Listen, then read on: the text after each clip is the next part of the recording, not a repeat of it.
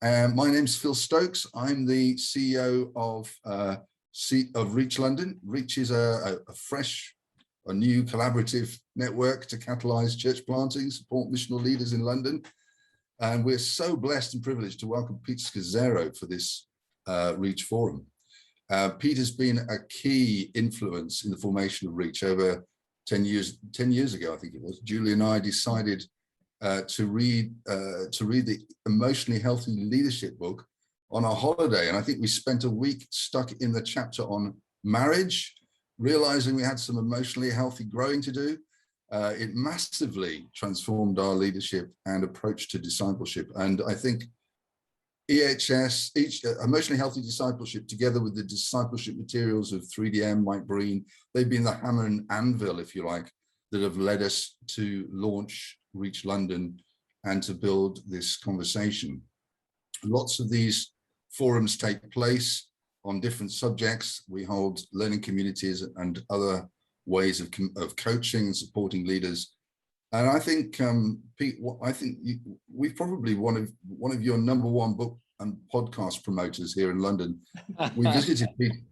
We visited Pete's church in Queens at the start of a sabbatical in 2018, where we met Danny Wignall, who I'll introduce in a minute. He's the coordinator for Emotionally Healthy Discipleship in the UK. And together we asked if Pete was willing to or able to do this webinar. Pete's agreed to do it for free, which is an awesome blessing. And so I really want to say, if you wish to bless Pete back, you can make a donation via PayPal, etc. The details will be in the chat. And please make clear that it's for Pete. Danny and I are chatting about ways to follow up on this forum, and he's going to share one or two opportunities and introduce Pete. But I'll quickly mention a series that we're currently delivering as Reach London. It's called the Missional Leaders Toolkit, and it's a blend of kind of emotionally healthy discipleship and missional thinking for church leaders seeking a biblical way to be the kind of church that's sustainable and multiplies healthy missional disciples. Yeah, that's a big brief, but that's what we're trying to do through the Missional Leaders Toolkit. Monthly online sessions, and you can access the back catalogue by booking and attending one of those. Isabella, who's our comms director, will place the link in the chat. We'll be exploring more ideas to deliver emotionally healthy discipleship in London together with Danny. So if you want to keep in touch, do sign up for the Reach monthly bulletin. The format of this evening is that there will be 2 inputs from Pete and 2 breakout times, plus an opportunity for Q&A. So while you're listening to Pete, and questions will bubble up, let's just put those in the Q&A, and when we get to that, then we'll know, and Pete will know what's on your minds and hearts for him to be able to respond to that. Yeah, will that work all right, Pete? Great. I'm going to hand over to Danny to introduce Pete again as well properly, because Danny's works very closely with Pete. Brilliant. Thank you so much, Phil. Great.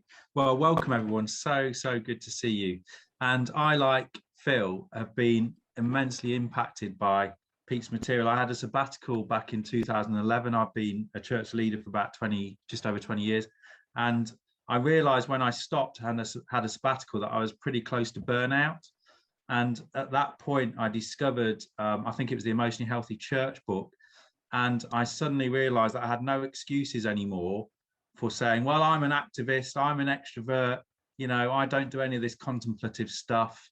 You know, I don't need to slow down because I'm somehow got more energy than anyone else. Because Pete, as he will tell you when he tells you his own story, you know, is an activist, or he was an activist, you know, also reached a real critical point in his own leadership. And actually, since then, I've been on a continuing journey of becoming more emotionally healthy and leading out of a place of being with Jesus rather than just doing for Jesus, and actually discerning, actually, what is it mine to do? What does Jesus call me to do, as opposed to all the other things that actually I do because it makes me feel good or because other people ask me to do it. And so currently I work for the Diocese of Guildford. I'm an ordained Anglican minister, and I work with about 160 churches in the Diocese of Guildford. But we've just recently moved to London. We're in Hanworth in West London, where my wife is also a church leader of St Richard's, Hanworth. So I'm really excited to be partnering with Reach London as we now live in London. And my hope and desire is that that we can partner together, but also I'm looking to really spread emotionally healthy discipleship throughout the UK, and particularly with church leaders, because let's face it, we need it the most, because otherwise we cast a great shadow over those that we lead if we don't attend to our own emotional health and our daily rhythms. So it's a great joy to welcome Pete, who founded Emotionally Healthy Discipleship, 20 something years ago, I guess. But Pete, I think the first session, if you could, I think you're going to talk to us a bit about your own journey and about something about healthy rhythms for leaders. And so we're going to have about 20 minutes of input, and then we'll go into some breakout rooms to have some discussion around the input that Pete has given us. And we're really blessed, Pete, that you've joined us from Colorado, where you're in the midst of sort of doing some, other things and hiking and all of that. So we really appreciate you taking time out to do this for us. Thank you. Thank you. Well, it's great to be with you all. Thank you for having me, and love what Reach is doing. So glad to come alongside you and glad to be a part of it. So let me just tell you for a few minutes a bit of my journey and how I got here, and then let's talk about how do we develop healthy rhythms in leadership, especially while we're leading or trying to plant or lead something missional. So I planted our church in 1987, and I pastored there for 26 years before I transitioned. But I'm your classic, had a vision from God, and type A, very much evangelism, apostolic. In fact, I remember coming to to Great Britain and looking at kind of the apostolic movements that were going on there in the early 90s and late 80s, and but very passionate for the global church and for the global mission of Jesus, and love the church. And so we planted our church in 1987 in an inner city of New York, and out of that began to multiply churches. And by year 6 or 7, we had 4 or 5 churches going, and we were winning the world and losing our soul. And again, my focus was external, was developing leaders, planting churches, seeing people come to Christ, but was not sustainable. And by year 6 or 7, it was clear that I was on the road to being another casualty. And so without going into great detail, I mean, the pace of my life was unsustainable, didn't have good rhythms. My marriage wasn't going well. We had 4 young daughters at the time, under 10. Jerry was very unhappy, my wife, lonely. And then thirdly, I just had a lot of stuff going on inside of me in my interior life, anger, sadness, betrayals, depression, confusion. I didn't have any ability to process what was happening internally, emotionally in particular. My theology was very, I'd say, limited, narrow, and God was in a box that my experience was not fitting my theology or what I've been mentored or taught in seminary and leadership conferences. And so I really hit a wall by year 6 or 7. But out of that wall, God met Jerry and me in a really extraordinary way. And that's when we realized that, oh my gosh, we had big gaps in our discipleship, big missing links. And they were really theological links. They were biblical links. But we were so transformed by God. I mean, it was remarkable, and it launched us on a journey that we call emotionally healthy discipleship today. And really, it's not and the reason it got called emotional health was because if you think of us being made in the image of God, there's different aspects of that image: physical, spiritual, relational, emotional, intellectual, and that discipleship's got to include all of them. And it was one of my Old Testament professors that, we're talking, I went back to him and said, how did I get to this spot where my life is falling apart and I love Jesus? And he goes, this emotional piece that, the church evangelicals don't do, Pentecostals, we don't touch this. And so we don't do transformation in that area. And so eventually you're going to hit a wall. And it's been said 85% of Christians who follow Jesus will hit a wall, but don't have a theology a big enough God to get through it.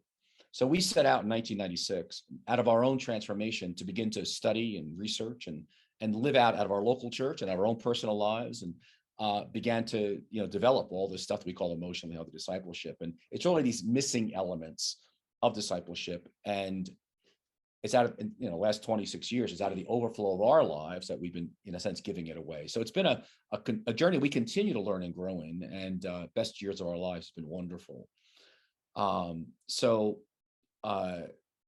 Both Jerry and I are research and developers. So we're always doing research development, just who we are. So we led our church for 26 years, and then we handed it over to a younger fellow. We're like pastors at large now, and our role is bringing the riches of what we developed over those decades to the larger global church. So that being said, let's dive into the first topic for 10, 12 minutes here. And how do you develop healthy rhythms? And I think it's a great place to start. And Danny has a good question. So, because the most difficult person to lead is yourself, your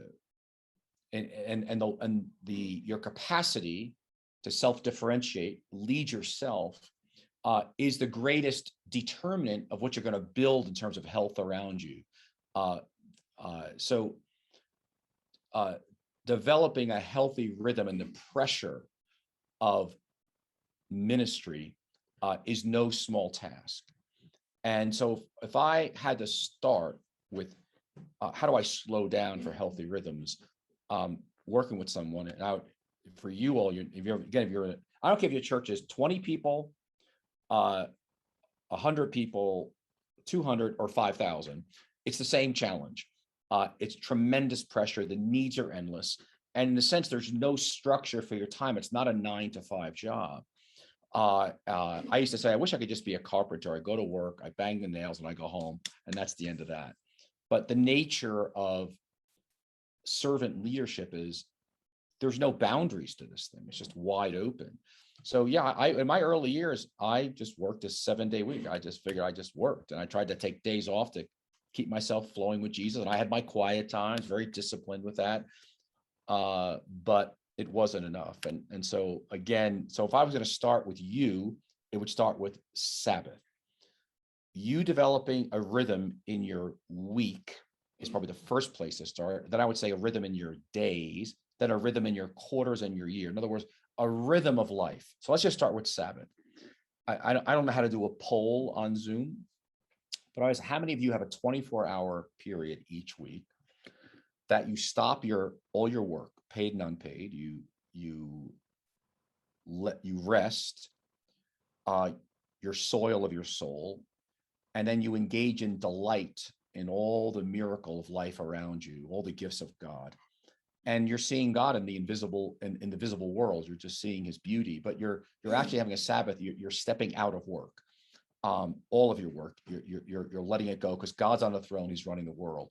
And this was a great issue for ancient Israel, that they were slaves for 400 plus years. Most of us still live as slaves. We have a Pharaoh inside of us that we can't stop. And so we just work, and it never ends.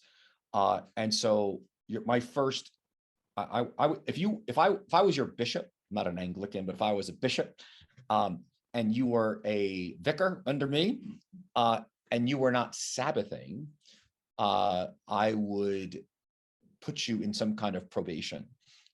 If you were on our staff team when I was leading our church, and if you were not Sabbathing on a week, I have a rhythm of work and Sabbath, you would not work for us in leadership because you're not a good model.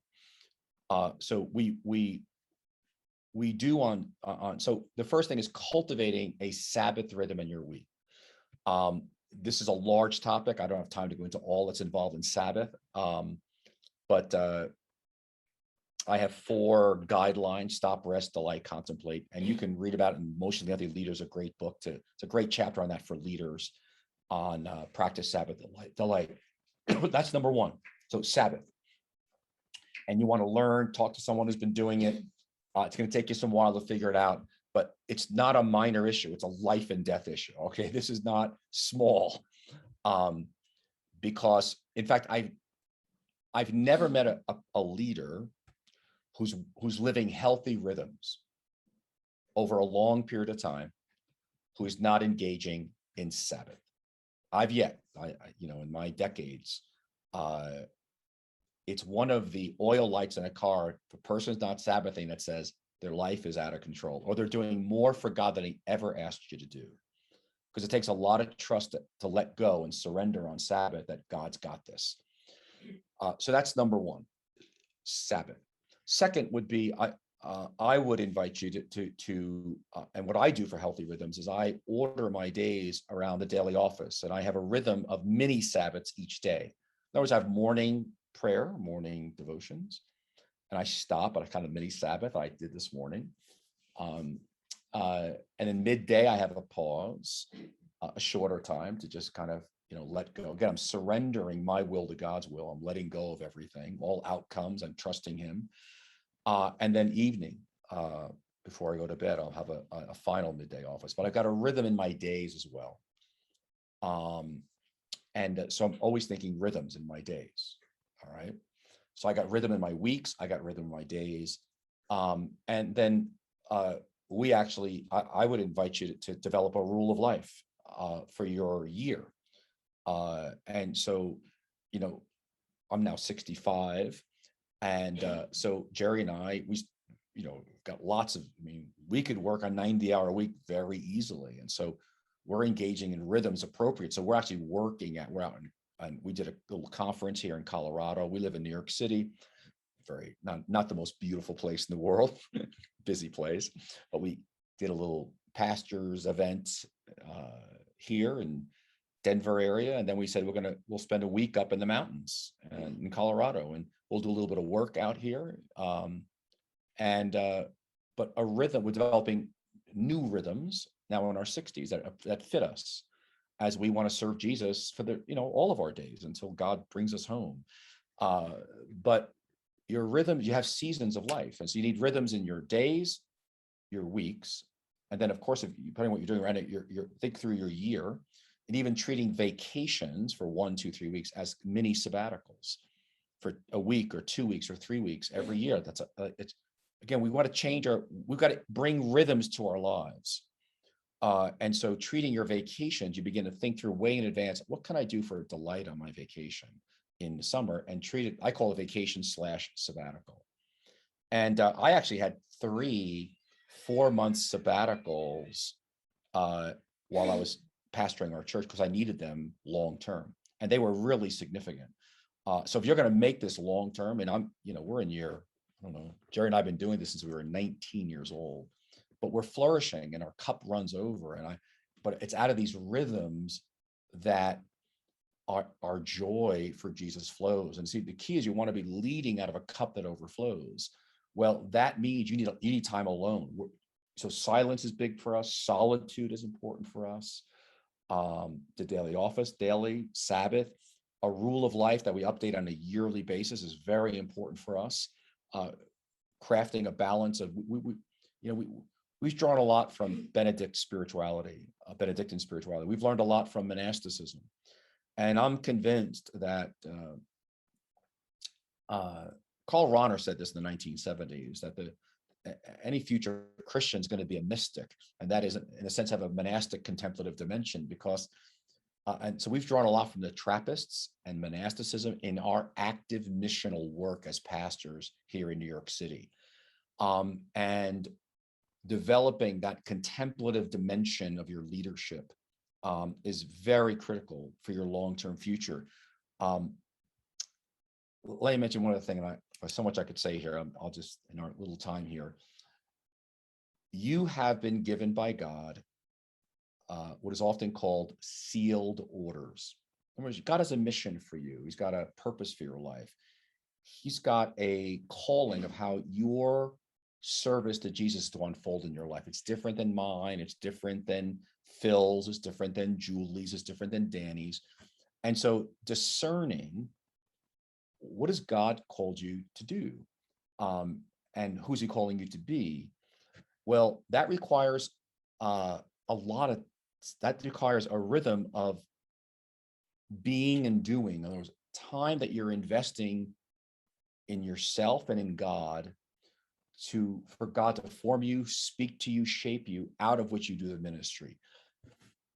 My biggest error in my early years was I did way more for God than he ever asked me to do. Huge mistake. And I ran on fumes.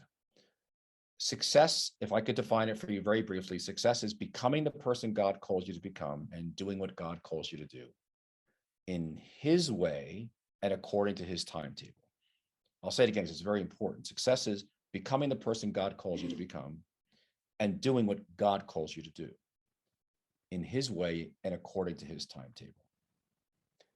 And so we lead out of who we are. It's your being that's the most important factor in your leadership. It's your inner life. Well, to develop an inner life takes time. You can't do everything, and you probably can't do everything you're doing now. So slowing down to be with Jesus and to be with yourself. And then if you're married, to be with your spouse, to develop a marriage that's a sign and a wonder. And if you're single, to live a healthy singleness as a sign and wonder. This all is going to limit you and slow you down. And then out of that, what's left over, you can serve and give up to other people. And you may say, that means I don't want to have time for anything to do. No, you'll have time to do what God's asked you to do. And you'll do less, but you'll actually bear more fruit because it comes out of your life of abiding in Jesus. Listen, all of life is about abiding in Jesus. So that means our goal is to be present with him, to be abiding in him, remembering him, communing with Jesus all through the day. And so healthy rhythms have only one goal: to abide in Jesus all the time, especially when I'm active under pressure and stress. And if you find yourself under pressure and stress, disconnected from God and yourself, that's a warning sign. That's the Holy Spirit saying, you're too busy. You're doing more than I'm asking you to do, says the Lord. And so, listen, it happens to me. It happens to me. I mean, but I'm always monitoring, how am I doing with my rhythms today? So I actually had a Zoom call, a big Zoom call at about an hour before our meeting here. I have this Zoom call now with all of you. And then, I realize I'm going to be, I'm taking midday prayer. I'm in a different time zone than you. But I'm not crowding the rest of my day with meetings. It's pretty much over for me because I know my limits and what I can sustain if I'm going to be abiding in Jesus and bearing fruit. So again, we're all built differently, different levels of capacity, and we've got to respect that. All right, let me stop there and maybe go to you. Dan, you want to add anything to what I've said here before they go into breakout rooms? Pete, that's fantastic. So rich, I think, and I hope that's just giving you a little snapshot of some of the wealth of material in Emotionally Healthy Discipleship, and all of the things that Pete's mentioned. There's more material in the Emotionally Healthy Discipleship book and the Emotionally Healthy Leader book in particular, and also on the website and in podcasts. Phil's holding up the Emotionally Healthy Discipleship book. So Phil, I don't know whether you had a particular couple of questions you wanted Phil to think about in breakout rooms, or whether Pete, you thought there was any particular things that would be helpful for Phil to discuss. I think those rhythms and that idea of a Sabbath that sustains us is, for me, I think it's just been the gift, a realization that it's the gift of God to our mental health. It's the fourth commandment, isn't it? So I'm just so aware that it's been neglected in the West, and so keen that we seek to re-establish it. So let's go into breakout. Let's just look at our rhythms. Have you got a specific question you'd like us to consider, or is there I think you hit it right. I think you talk about Sabbath. How are you doing with your rhythms? What questions do you have around what I've said? So we'll have a Q&A later about that too. Yeah. Okay. I think you want to make sure in your group you come out with your questions that really emerged in your time together. That's important. Yeah. Okay. So we're going to go into groups for 10 minutes and just say hi to whoever's there and just go for it. Well, welcome back, folks. I don't know if you're all back from the groups, but we're going to go straight into the second session with Pete. He's going to share for a little longer this time, but keep taking note of your questions and we'll bring those into the Q&A at the end. So Pete, over to you. Thanks, everybody. I love seeing those of you who are in rooms with a group of people. It's just great seeing you all. So thanks for those of you who have your videos on. It's nice to see you. Thank you. So the question here in this little 20, 25-minute section we do here before we go into breakout rooms again is, how do we grow healthy disciples that grow healthy disciples? How do we multiply disciples that make disciples? And again, the principle always going, all flows out of us. So our journey is always first. So let me talk it through with you, because I did, obviously it's been our life work has been thinking about this. And so this is coming out of the Emotionally Healthy Discipleship. It's a book that came out just last March 30th, I think. And it's kind of a summation of my 26 years plus of thinking about this. How do you build what's the theology and on underpinnings of a discipleship that deeply transforms people, that multiplies disciples who are deeply changed, and they then thus multiply. And so I came up with I have seven theological marks, are grounded not just in scripture but in church history, and out of our decades of saying, what's required of a community or a church if they're going to do serious discipleship. And again, most churches, we're just doing, connect, grow, serve, get people in our church, get them in a small group. But I'm after, and I trust you're after, people being deeply transformed by Jesus. And so the first mark is be before you do, that we focus on people's being with God and being with themselves before they do. So it's what we talked about in the first session, rhythms. I'm present with myself, I'm present with God, I'm present with others. It involves things like Sabbaths and silence and solitude. We've got to get this dimension into our lives where we're not living far from ourselves.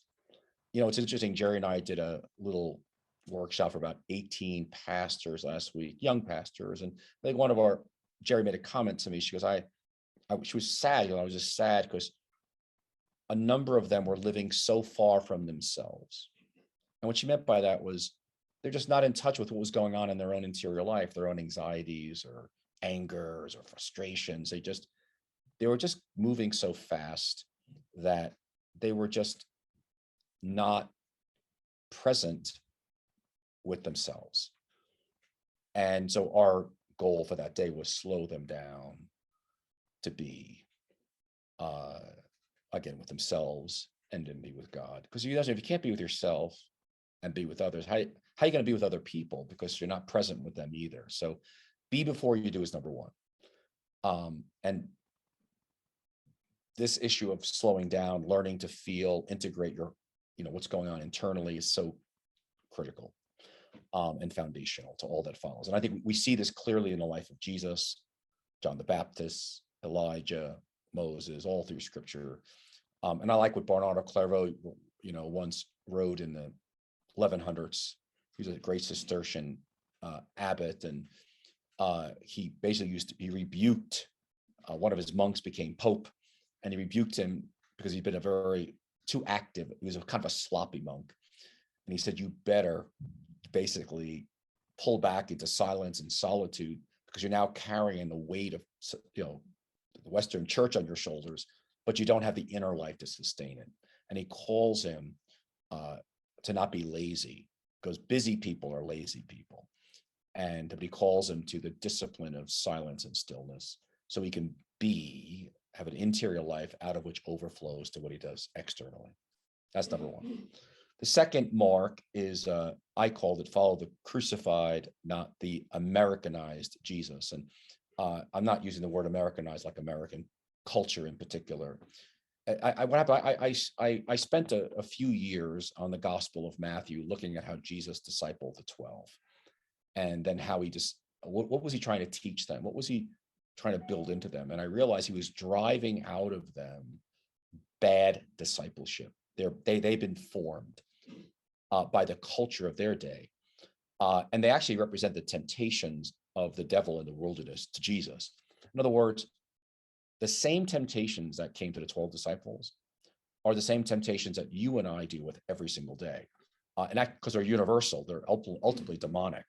And Jesus, yes, he drove it out of the 12, but he's trying to drive it out of us too. Because you're not going to be before you do unless you go to the second mark, which is follow the crucified Jesus. And what that means is the crucified Jesus is so I broke it down to a few things like reject popularity, be popular with Jesus alone, reject success in the world's definition of success, and be successful with Jesus alone. Reject greatness as the world defines greatness, and be great with Jesus alone. And then embrace, don't run from suffering and failure, but embrace it, suffering and failure. Again, we follow a crucified Jesus. And I say that because the pandemic has been a gift to all of us. You know why? It's eliminated this kind of worldly spiritualities, using the church to build a great name for ourselves, because it's counterintuitive to follow the way of Jesus, the crucified Jesus. Weakness, brokenness, vulnerability. So that's the second mark, and it's a lot to think about there. But the third is I embrace God's gift of limits. I embrace God's gift of limits. I look at your pictures. I'm looking at your video. Most all of you are very young, and limits, I know, are a major issue for every leader. That is, we do more for God than he ever asked us to do. And there is a theology in the Bible of limits, actually. And you can see it right there in the Garden of Eden. Adam and Eve were said you can eat from any, not all, you can eat from any tree of the garden, but from this one tree right in front of them, the tree of the knowledge of good and evil, God says you're not to eat that. But trust me, but there was a limit. God put a limit right in front of them. And they violate that limit. And so sin enters the human race, and we're suffering the consequences of this day. Well, God puts limits around all of us. We all have limits. We're not God. And when we cross that limit, I don't care whether you need sleep, you need time to be, you need Sabbath, you need time with Jesus, you need time with yourself, you need delight. You need time for your marriage, you need time for your singleness. I mean, you have physical limits, you have emotional limits, whether you're an introvert, extrovert, whatever your Enneagram number is.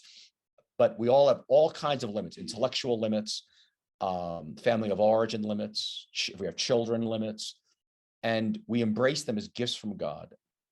And we surrender and trust God in them, and let God birth new things out of them. So that's a gigantic theology, very critical. What are the limits God put around you as a gift? They're not meant to oppress you, they're meant to actually to free you. So that's the third mark. I just want to mention about how do we multiply disciples. We've got to help them understand what are the limits God's put in you, because when we talk about limits, we're talking about rebellion against God. I struggle with limits. Part of my greatest sin is limits. I always underestimate how long things are going to take. And the reason it's such a tension for me and for others is because it's tied to rebellion. The rebellion of Adam and Eve in the garden, just like for Jesus in the temptation in the wilderness, the devil's temptations to Jesus were all around limits, because it's about rebelling against the Father versus trusting the Father's love for us, that he's got everything in his hand. Believe me, Sabbath is all about rhythms. Can I let go of the ministry for 24 hours? And God's got it. Well, I can assure you, when you die, God has it. Everybody's going to be going on just fine. And so that's the third big mark. The fourth is relates to grief and loss, that I receive God's treasures, buried treasures that are found in grief and loss. I'm not convinced you can grow. No, I'm not convinced. Not about convinced. You can biblically grow into a mature disciple of Jesus without integrating loss into your spirituality. I'll say that again. You cannot grow into a mature disciple of Jesus, let alone a mature leader, without integrating losses into your life. That's quite a statement to say. Now, I was 36 before I even allowed myself to feel sadness. I didn't do sadness. I did anger, but not sadness. 2/3 of the Psalms are laments. 2/3. We have a whole book in the Bible called Lamentations. Jesus was called Man of Sorrows. Jeremiah suffered from depression, as Jeremiah is filled with laments.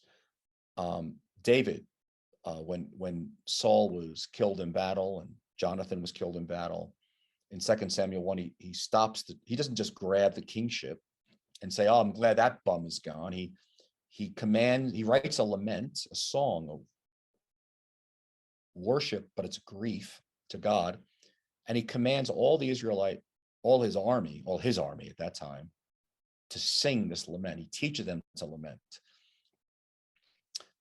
He doesn't just rush on. And so our culture doesn't do grief and loss. Our culture in the West, we do addiction.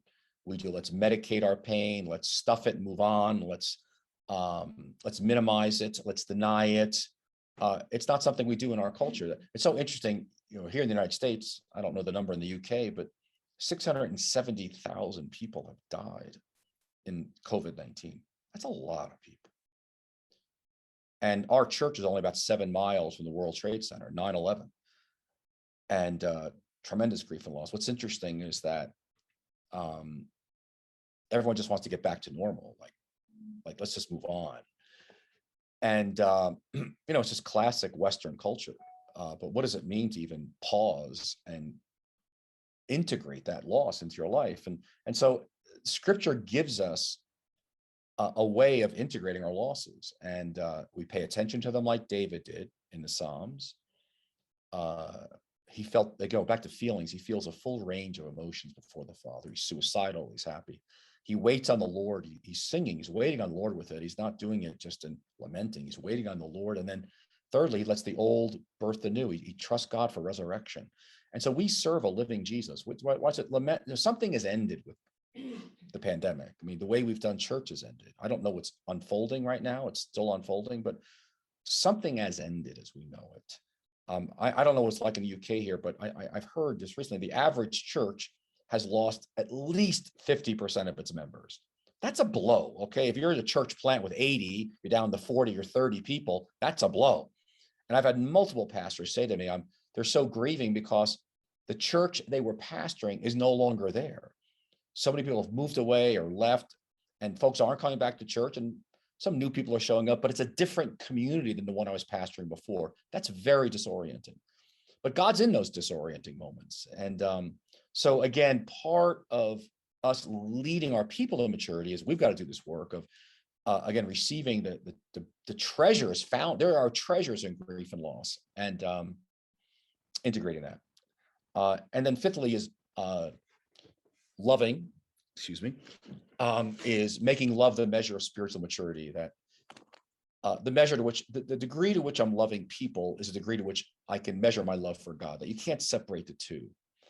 And so part of a discipleship that deeply changes lives, I keep myself grounded in, it's about loving people. In other words, I don't care how anointed you are, gifted you are, prophetic you are, signs and wonders are happening in your church. If I'm not loving, as Paul says, I have nothing.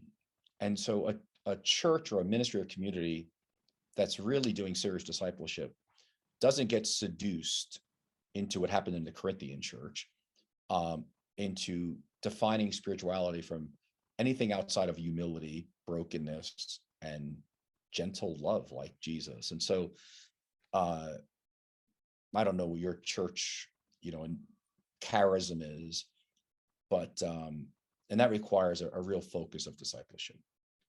And then sixthly has to do with breaking the power of the past, which really is that we lead people back to look at their family of origin over 3-4 generations and how that's impacted who they are today.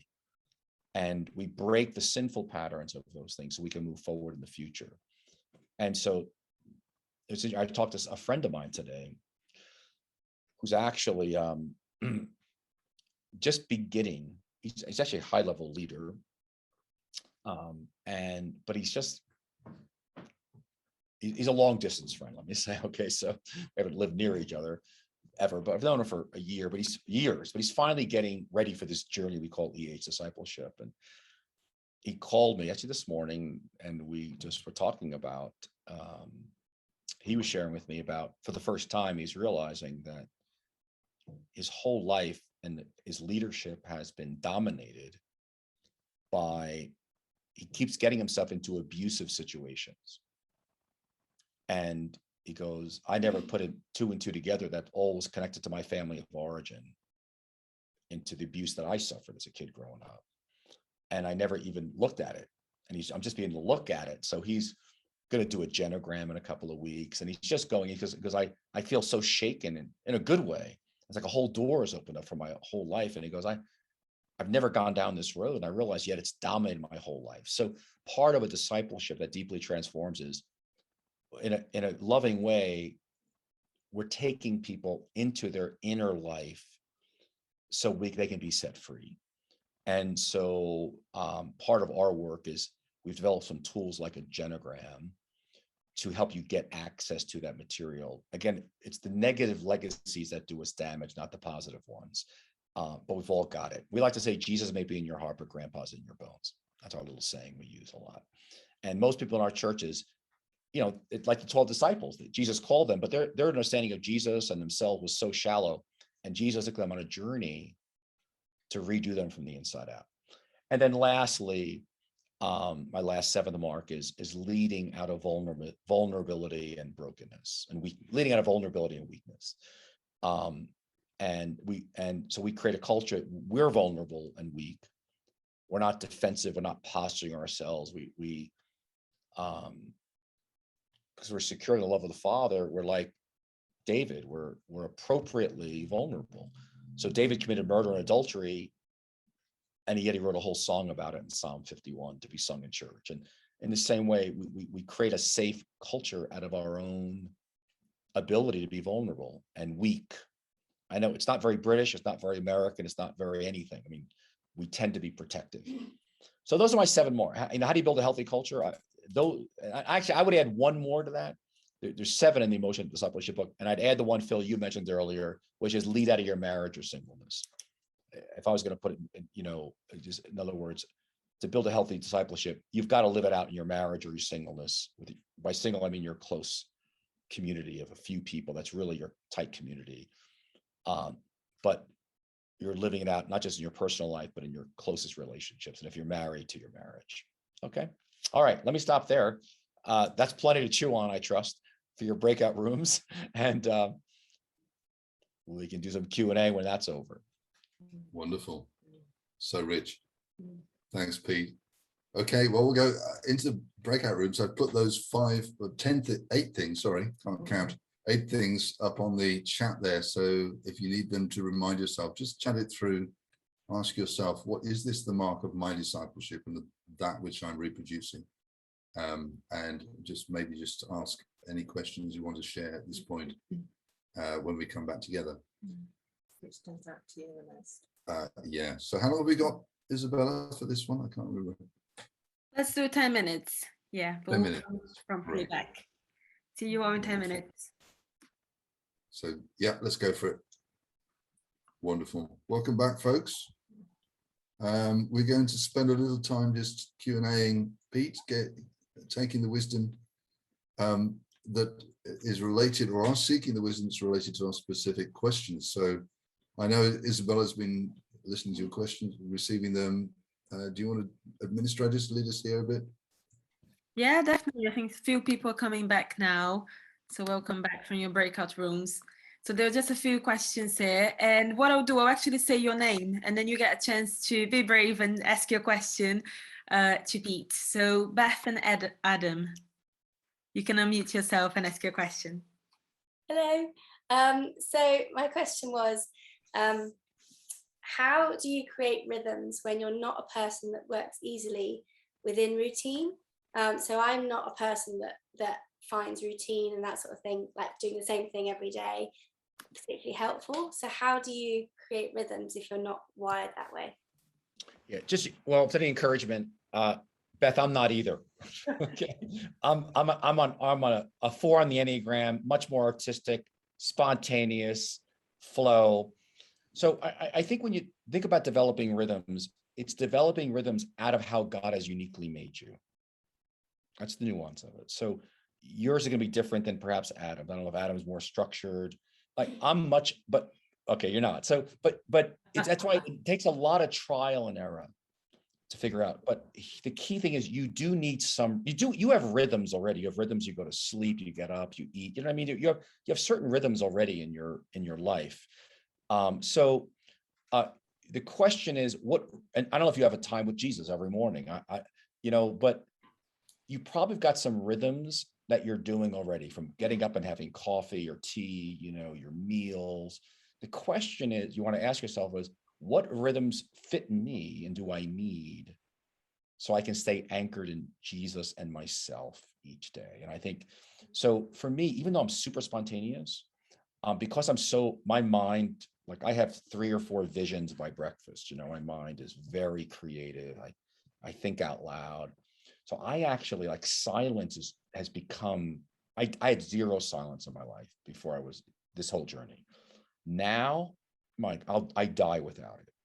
So, I mean, I do minimally 20 minutes of silence every morning.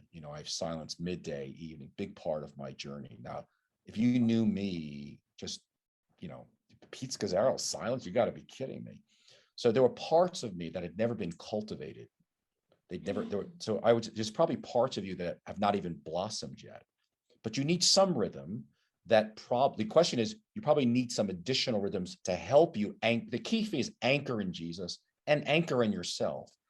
Because if you're like me, my spontaneity can make me a little bit crazy too. I'm all over the place. And so, I became a much calmer, non-anxious person with some rhythms. I started to think about going into meetings, right? I'd be pausing, and so anyway, you want to make it particular to you, very important, but you can learn from some other people. And even very spontaneous people like yourself and myself, you'll find like Sabbaths but don't put yourself under a yoke. If it doesn't fit, if it's heavy and a difficult yoke, throw it off, because Jesus' yoke is easy and light. That's one of the great principles. Even when I'm doing devotions, I'm doing it, I'm studying the Gospel of Mark or my devotions. But if it ever gets like heavy, like this is a drag, I throw it off. The goal is communion with Jesus. The goal is not getting it done. Structure is meant to serve the purpose of communion with him, period. Thank you. Thank you, Pete. Jen, how do you update your rule of life? That was your question. Oh, I think Jen has a different question now. Yeah, you can ask your different question. Sorry, I just sent Isabella the question. My first question was more like a how-to, but how do you update your rule of life on a yearly basis? What does that look like? It's funny, I really, I tell you what I used to do, because I've been in this now for quite a long time. I would craft a rule of life, and I would actually have like a structured time every year. I would go away to a monastery. I would review it, and I would just look at it, what's changed, what needs to shift. But once or twice a year. So I'd recommend every 6 months initially. You're trying to feel it out. And again, there's a great guidance. If you go to emotionallyhealthy.org/team, there's a free kind of workshop on how do I craft a rule of life. And it's got some handouts, and I kind of lead you through it. It's a great, and I would encourage you to just do it. Emotionallyhealthy.org/team, and it's called Crafting a Rule of Life. But now it's so in me. I'm so aware, like, for example, if I'm aware, it's breaking up. You got prayer, rest, relationships, and work. It's taking out the rule of Saint Benedict. It's adapting it to those of us who are not living in a monastery. And there's our kind of work over the years of how do I keep Jesus receiving and giving the love of God as the center circle. But what do I do under rest, work, relationships, and prayer? But I know if I add something like I'm going to write a book, well, that's going to be a big thing in my work circle.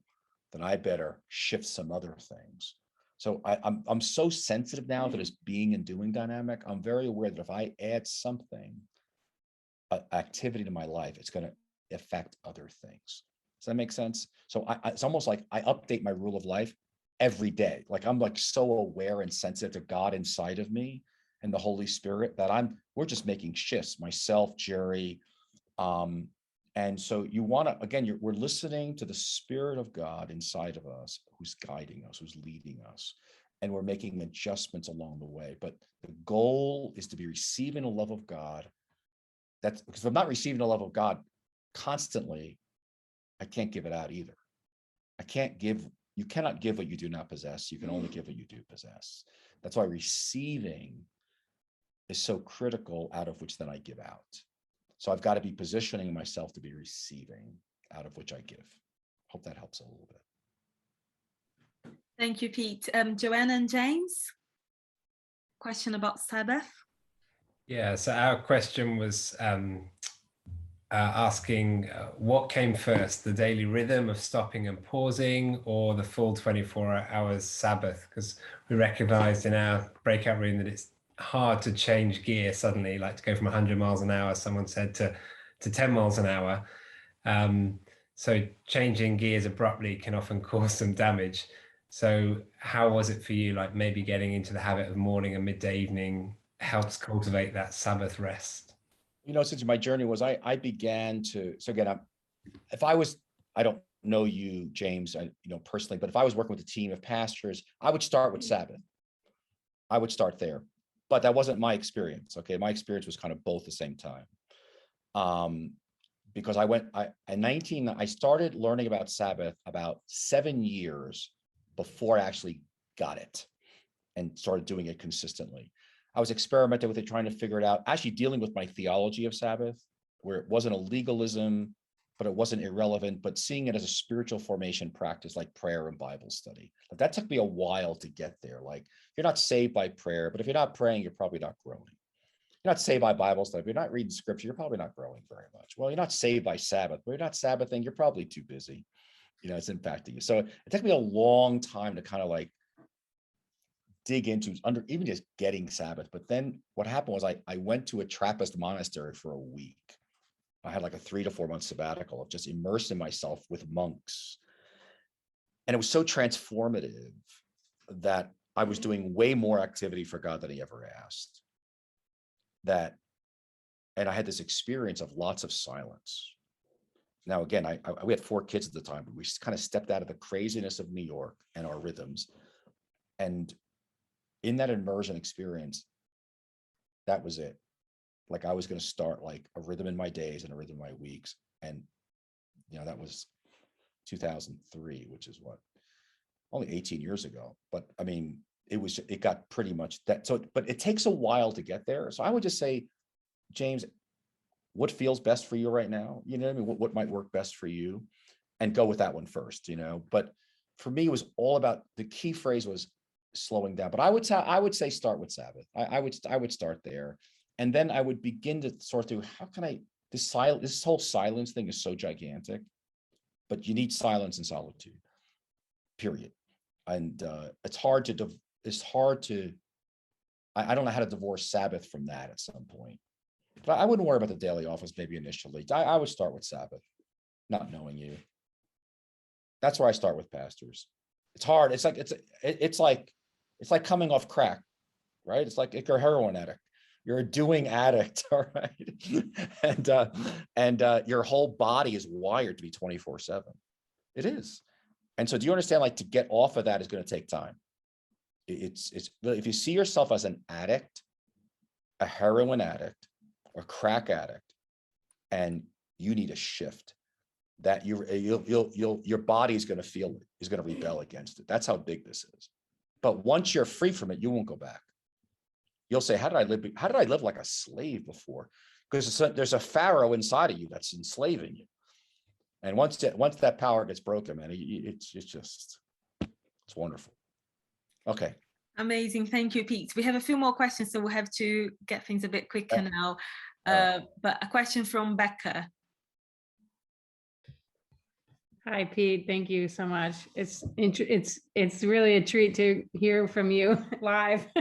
I listen to your podcast. So My question is, given that we don't want to do more than what God is asking us to do, how do you know what invitations, projects to say yes to? What kind of confirmation do you look for from the Lord, or what's your process before you say, okay, this is something I want to do, or I feel like God is asking me to be a part of? Well, that's a great question. You're asking the question about how do I discern God's will? Well, we're back to you have to know yourself and how God's made you. So in my case, I know that I need a certain amount of time with God and myself. I need Sabbath. I need sabbatical vacations. I'm married. I've got 4 daughters. 2 are married with grandchildren. So I've got certain limits all around me that are there. And what's God asked me to do? Well, God's asked me to lead. I know this, lead emotionally healthy discipleship. So, well, I got an invitation from I get invitations to all kinds of things, right? I mean, God asked me to be part of a board of a ministry in Africa, a guy I've mentored, and it was easy. No, it's not my best gift mix, not my best contribution, and I'm always listening to the Spirit of God inside of me. I don't know if you guys are familiar with Ignatian spirituality of discernment, consolations and desolations. If you're not, I'd put that on your things to learn. It's very, very important. I mean, Ignatius did the best work on discerning God's will when it's not a biblical issue of like right or wrong, and is listening to the interior movements of the heart. He called it testing the spirits, but it's really, really important material. And so I live in that place of discernment. Does this give me life or death? I don't travel much and speak anymore. The thought of it just gives me death. So I'm moving towards mentoring and writing. Like building a big organization. No, I don't, there's nothing in me that wants to build a big organization. There's no interest. I believe it's the Holy Spirit of God. And so I'm always listening. I live in listening to God inside of me. Amazing. Thank you, Pete. I'll ask Tim Frisbee. Hey, Pete, thanks so much. Just a question around vulnerability and weakness. So I've been taught that it's okay to show your scars, but not your wounds. And the idea that a certain level of time is necessary to really be vulnerable. I'd just be interested in your take on that, and like the wisdom of being vulnerable about things like weaknesses that you're experiencing right now, rather than that you have experienced in your past. Yeah, I mean, the question you're asking is about appropriateness, right? So, I think there's truth in that. So, I just wouldn't make a rule about it. I think the question of, so for example, if I'm thinking of one guy who was in the middle of he was a worship leader struggling with pornography, right? Be very inappropriate to talk about that in public, all right? Well, what's appropriate in public, what's not appropriate? So much depends on your position, your level of public exposure, what you're sharing with a team versus what you're sharing to a wider audience, what you're sharing on social media. So we have all these different levels of sharing. And it does need to be thoughtfully done. I agree. But I see people who take that and they use that as an excuse to not be vulnerable at all. And so I think there's more of that going on than there is a place of inappropriate sharing. Absolutely. And some people use the pulpit as their therapy. Okay, that's totally inappropriate. And they're oversharing of all this unresolved stuff they're working through. And that is not the place to do it. So, Tim, it's a very good question, highly nuanced. And I would say that when you're not sure, you always want to ask someone close to you. Say, is this appropriate? Because you can be sharing out of teaching, but you're almost drawing too much attention to yourself. Like you want to you're illustrating something, right? I've struggled with depression. I know what it's like to be suicidal. Okay. But if I can share in such a way that the sermon becomes more about me than Jesus. So, I mean, it really needs to be thoughtfully done, but it needs to be done. My wife used to say to me, Pete, your best part of your sermons was the 3 to 5 minutes where you talked about how you failed at Sabbath, you know what I mean? And how you fell off the wagon of being and doing. Like that was so helpful. that make sense? Versus all that great exegesis you did and great opening illustration and closing illustration. Like, I don't remember that, but people do remember vulnerability and brokenness. So get a good friend that you can trust to bounce it off. Amazing. Thank you, Pete. Robin and Cecilia, does that answer your question as well about wisdom and vulnerability? Amazing. Jackie, we just have to speed up things quickly, guys. So maybe, yeah, say your question quickly and then Pete has. I'll be quick. I'll be quick. Just so then we can go through everyone. Okay. Again, my question, Pete, is really when you're in a situation where you're not the team leader, and so you're on a team with others and they are not practicing this kind of rhythm, how, without making excuses for what I want to be able to do this, but there are practical other things around me that kind of curtail that. There's an expectation of everyone pulling their weight. And yeah, I guess hopefully you get the gist of my question. I do, Jackie. Great question. I think you do. I think Daniel's always a good model for me. The first principle, Daniel and Daniel 1, the way he was able to, propose to them, hey, listen, I'm trying to develop a regular Sabbath. I know you've got me working X number of days a week. I can probably set my goals, but I need this. If I take this Sabbath day, you'll get more fruit out of me long term. I think there's a appropriate negotiating. Some cultures are super driven, and it's real problematic, and so it's actually like killing you. That's that's one possibility. There's another issue of you beginning to figure out how to doing it with, you're in a system, but if you can change, Jack, in the midst of it and develop these kinds of rhythms and figure out a way to do it, pioneer it, you actually will impact that whole system, even though you're not a leader. You have we've seen it bottom up or go sideways. It's not always top down, but it takes great differentiation on your part. It's really hard, and it's going to be small and slow and incremental. But if God's put you there, I would say, remember the mustard seed, go slow. And I can promise you that in many, many cases, there's a life that flows up and there's a shift, but it takes a long time. It's not quick, but even if it's top down, it's still going to be slow, because we're talking about a massive paradigm shift of how we're leading, how we're following Jesus, how we're building our community. So I would use words like pilot. Hey, can I pilot a group to do this? And let's see how it goes. Because you're bringing in a new culture, and you got to be sensitive to the fact that it's a new culture. It's very threatening. So you want to be sensitive to that and put yourself in their shoes. It sounds like a crazy teacher. What crazy man from America are you listening to? And so you want to be respectful of authority. You want to be under authority in an appropriate way and supportive and not critical and with me and giving people space to grow in their journey. So really, Jackie, I'd say the first issue is not them changing, but you becoming the person who could be a gift to them. Amazing. Thank you, Pete. I'll ask Lincoln now to share his question. Just quickly, we've got 2 more minutes to go.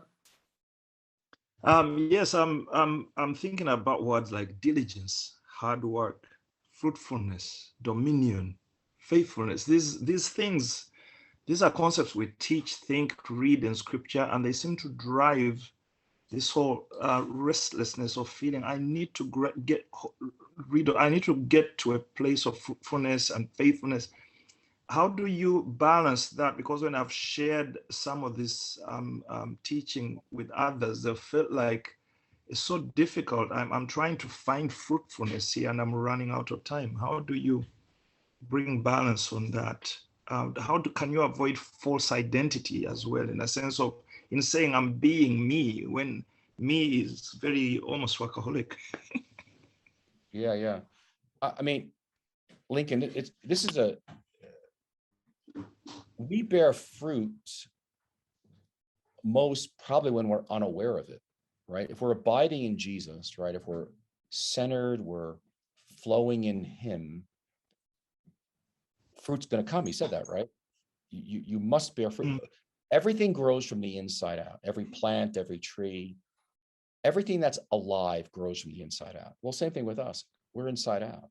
But if the reason this is so hard Lincoln, because we spent so much of our lives constructing a false self that we project out into the world. I'm this really spiritual guy. I'm anointed preacher. I'm this builder of this ministry, you know, and it's like, I got it together. I don't have a lot of problems. I'm solid in Jesus. I'm the word of prayer. I mean, all this stuff. And I get my validation from other people saying, you're great, Pete. We're talking about shedding a false self that we're pretending to be. I liken it to Saul in 1 Samuel 15, and actually letting God pull that out of us. So much of it is unconscious, so that we can emerge as our true selves in Jesus, which is often a very different person. So, I mean, in response to your question, I don't know how to get there without a contemplative journey of silence and stillness as a core part of it. That's something so radical. I know for UK, just as it is for the US. How do I do a missional ministry and leadership and have a life so anchored in God where there's enough silence and stillness for God to strip me of those things that don't belong to him, that I'm wearing, faces that I'm putting on before people? This is intense. And just think of Jesus with the 12, how slow it was. So it's slow with us. So you want to keep your vision? Yeah, I want to see God do great things. But just like it was 12 disciples, they had to unlearn all this thing. They wanted some big thing to come down from heaven and swat and make it happen. They weren't thinking about slow, difficult, downward journey of the crucifixion and losing everything. And we lose our lives to find it. It's all just, it's very counterintuitive. And I'll be honest, but it's life. It's life. I don't know. I'll stop there. I'd love to ask you questions more about your question, but we have no time, Lincoln. Yeah, I think we're short in time now. Thank you, Pete. We have a couple of more questions, but I think we'll have to finish here and hand back to Phil and Danny. Pete, just to say, that if those questions we can, it would be great just to keep. We'll find out what they are, but we'll get answers to you one way or responses. But I just want to honour your commitment in time, Pete, and say thank you very much. And you're on a sort of a vacation out there anyway, so we want to release you back to that, and say what a big thank. We're so grateful for your input this evening and for kicking off this conversation. And it really does feel like, you know, for many, I think it's the beginning, isn't it? So if you want to stay in the conversation, folks, please register with us at Reach, at the email. This is what I've discovered in the coaching and the process of doing leadership coaching, is that this is 50% of the conversation is Sabbath. When in anything that we're talking about, so we're having to work on that ourselves. Julie and I have been doing that journey for the last several years, and just realizing how bad we are at it, and reading more of Pete's stuff. But what we're discovering is that it's so essential, but it does lead to fruit. So just as Pete said, so do sign up if you want to give to Pete. Do again. Please make a donation via PayPal, either through the website reachlondon.org.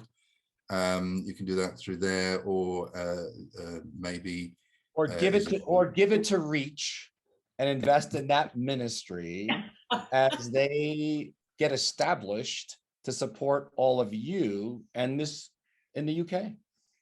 Seriously, that'd be great. That'd be great with me. I'd be very happy you did that as well. But let me go, because I have a commitment to my wife, and we're going to go hiking. Yeah, but hiking. It's been such a joy to be with you, and it's my midday. Obviously, it's your evening. But thank you so much. It's been an honor and a privilege, and lovely. I'd love to have a dialogue with all of you for the next 5 hours. It'd be pure life. So blessings. I hope to see you again someday.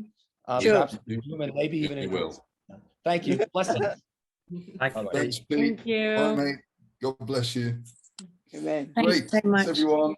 Do stay in touch, connect, keep us in touch with what you're doing. Send us emails. We love to communicate with the growing Reach family. So do keep the conversation growing. And if you want to find out more about what we're doing, give Isabella an email and we'll let you know. But get onto that. Reach monthly newsletter is the best way of doing it. And anything that we organize with Danny, we will advertise through that as well. Bless you guys. Have a great week, rest of the week. Good night.